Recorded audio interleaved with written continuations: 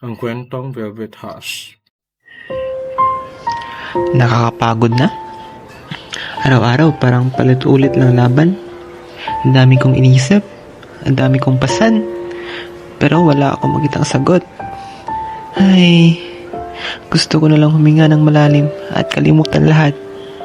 Kahit sandali lang. Kasi nga lang, may naalala ko kanina. Yung ano pa yun? Delicious ba yun? Ah. Ayaw nga. Mukhang problemado ha. Puntahan mo kaya yun. Sige, kung bala.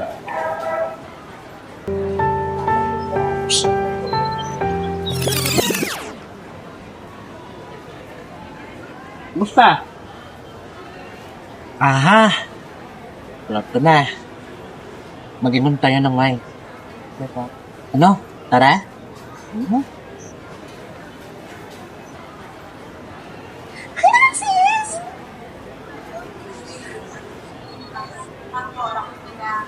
Hi Lex, kumusta ka na?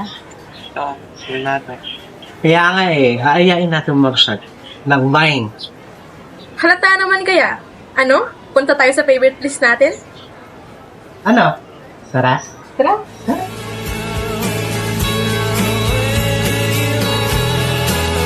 At sa bawat pagod at bigat ng buhay, naroon ang katahimikan ng Velvet Hush.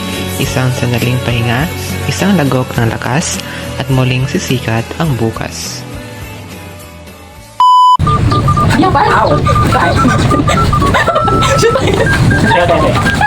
Go! Ano saan eh? Tando ay?